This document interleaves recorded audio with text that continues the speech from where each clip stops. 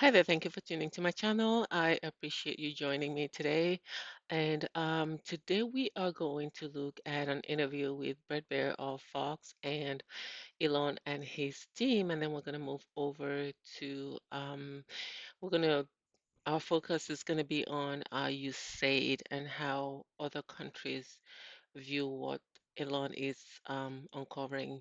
Now, the recent interview between Elon Musk and his team by Fox's Bret Baier provided significant insight into the mission to reduce federal government spending by eliminating wastes, fraud, and abuse, right?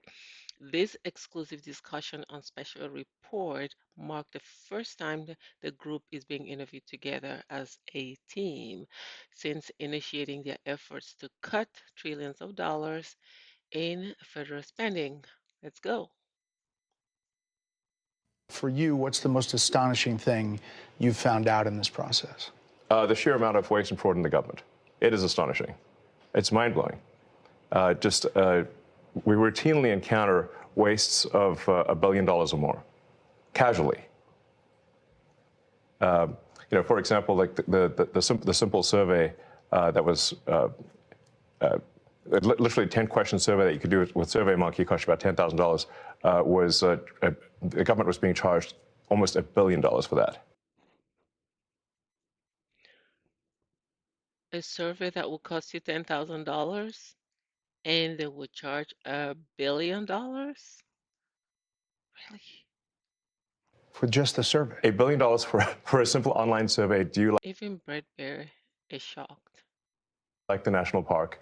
And then there appeared to be no feedback loop for what would be done with that survey. So the survey would just go into nothing. It was like insane. You technically are a special government employee, and you're supposed to be 130 days. Are you going to continue past that, or do you think that's what you're going to do? Or? Well, I think we will have accomplished most of the work required to reduce the deficit by $1 trillion within that time frame. So in that time frame, 130 Yes. days. And the process is a report at some point, at 100 days? Or? Not really a report. We are cutting the waste and fraud in real time. So every day that passes, our goal is to reduce the waste and fraud by $4 billion a day, every day, 7 days a week. And so far, we are succeeding. And I'm going to talk to the specifics, but there obviously are DOGE critics who are reading all kinds of stuff. Obviously, lawmakers on the other side of the aisle are attacking you, and they characterize the approach as this: fire, ready, and then aim. And how do you approach that? How do you respond to that? I would just say this. I'm really not big on Bret Baier interviews because each time I listen to his interviews, I feel like he's biased in a way. But in recent times, he's been really good, asking very important questions that we, the people, want to hear, right? So I'm impressed, really. Well, I do agree that we actually want to be careful in the cuts. So we want to measure twice, if not thrice, and cut once. Actually, that is our approach. They may characterize it as shooting from the hip, but it is anything but that. Which is not to say that we don't make mistakes. If we were to approach this with the standard of making no mistakes at all, that would be like saying someone in baseball's got to bat 1,000. That's impossible. So when we do make mistakes, we correct them quickly, and we move on. When we do make mistakes, we correct them quickly and we move on. It's that simple. Now, there are people that are criticizing the measures Elon and his team are taking to reduce waste, right? There's people like that. Um, the critics are claiming that Elon is trying to cut Social Security, but this is not the case. If you look at the details, you see that it's not the case. They focus on eliminating Social Security payments to non-existent individuals or those who, under normal circumstances, shouldn't be alive and receiving benefits, right? This has nothing to do with regular folks, or for example, there are cases of 200-year-olds listed as receiving Social Security. Really? 200 years old. How is that not fraud? When 200-year-olds are receiving Social Security. Now, who in this world is still 200 years old? And now, you have these fearmongers spreading lies because they know most people don't pay attention to the details. So they go around fearmongering and scaring people, you know. So I would say that if you want to know, get the details of what your government is doing, to get accurate information and reliable information, there are sites you can go to. You can start with visiting government websites like the USA.gov, Congress.gov, govinfo.gov. There are so many sites that you can go to gain access to correct information or have direct access, to the right information. There are official statements, budget details, and reports from agencies across all branches, you know. And you even have executive, legislative, and judicial. For example, congress.gov lets you track bills and read through full text, while USA.gov offers updates on policies and services. You can also follow primary documents instead of relying solely on news summaries. Read the original documents, bills, executive orders. In fact, President Trump has been signing executive orders right in front of us, and he's been pretty transparent. And these executive orders are actually explained to we the people in detail, and you have access to this information. There's no reason to have all these fearmongers running around lying to everybody and letting you believe that what's about what's going on when it's not the case. You can also use data platforms like check out data.gov for raw government data. You can also cross-check news outlets and not mainstream media, because yeah, I don't trust them anymore. And then you can also engage with watchdogs. You can talk to your reps. They're always ready to answer your questions. I have spoken to some of them. You can stay skeptical and verify the information. You can leverage the public archives. They are there for you. That's why you pay taxes. Okay?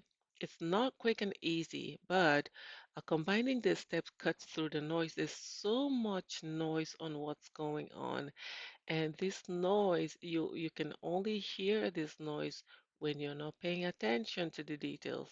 That's just it. You see what your government is doing, not just people saying what the government is doing, but you see it for yourself. You can start small. You can start with one of the sites like governmentinfo.gov, and then once you start with that, you can move to other outlets.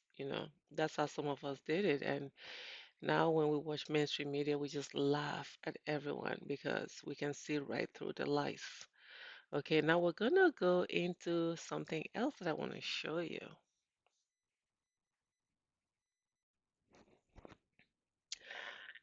Now, ladies and gentlemen, let's talk about USAID.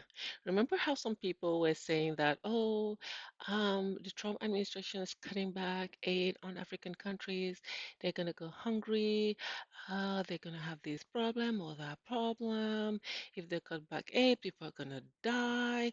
Now, let's hear from my sweet African lady here, Arikana Shihombori Kuwait. Now, in this interview that was done by Al Jazeera, Arikana, and she's an ex-African Union ambassador to the U.S., she criticized USAID, saying it uses aid as a cover to destabilize African governments rather than help. And that's true. I'll tell you why.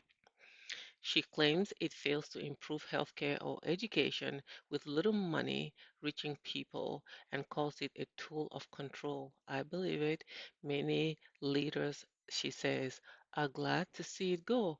We are all glad to see it go. My mother worked for USAID in Cameroon, and I can tell you this, I did not see anything they were doing apart from some little useless clinic that provides vaccines, that a demonic thing we don't want to see, and gives medication to locals. That was it.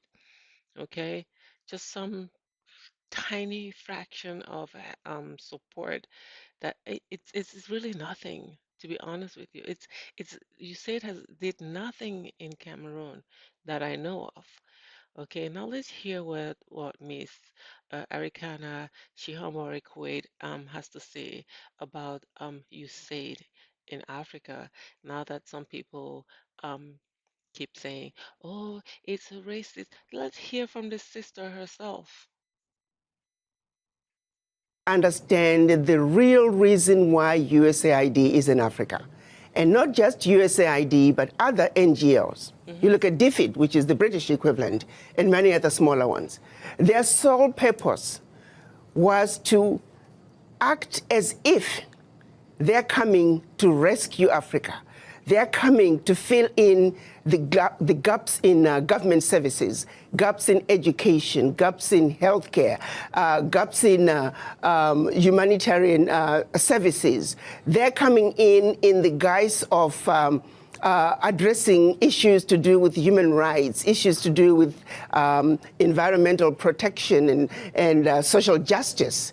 They are coming in claiming that they're introducing grassroots initiatives that are going to help the people. And so they use that as a way to go into the most remote parts of Africa. They're talking about government advocacy. When you look at it on paper, it all looks really good. It does. But they're actually wolf in sheep's clothing. They are using that open access sounding humanitarian to constantly destabilize governments. I can tell you right now, the majority of African leaders, and not just African leaders, but leaders in the developing world, are celebrating the exit of USAID. I was listening to a program, I believe it was CNN, and I was jumping up and down.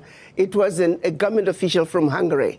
He was echoing the same sentiments. He said they are happy USAID is leaving Hungary because they are always supporting opposition. Their form of government advocacy is supporting whoever can keep the government in a turmoil. So, Ambassador, let me just jump in here for you. This is a message that I don't think many Americans hear. I think many Americans believe, not all of them, but many of them believe that AID was essentially set up for philanthropic reasons, for dealing with the HIV/AIDS crisis, dealing with the various instabilities in the region, dealing with infrastructure deficits. But you're saying that there was something else as part of that package, meddling. A major meddling agenda. Major meddling agenda. The majority of some of the workers, now the average USAID worker may not realize it, but quite a few of them are also operatives who are underground. And their major agenda is to destabilize governments, destabilize countries. If you think about it, their sole purpose, for example, filling in the gaps in healthcare and education, where is the change? Exactly. Show me one country that USAID was in and education improved. Show me what country where USAID was in and healthcare improved. The social services they're bringing, it's peanuts. The American taxpayer needs to know the billions of dollars that are being given to USAID, a fraction is making it to the A fraction is making it to the people. Think about it. You heard from the horse's mouth. Your tax dollars that they claim are going to these countries to help are really not getting to the people. You heard from the horse's mouth.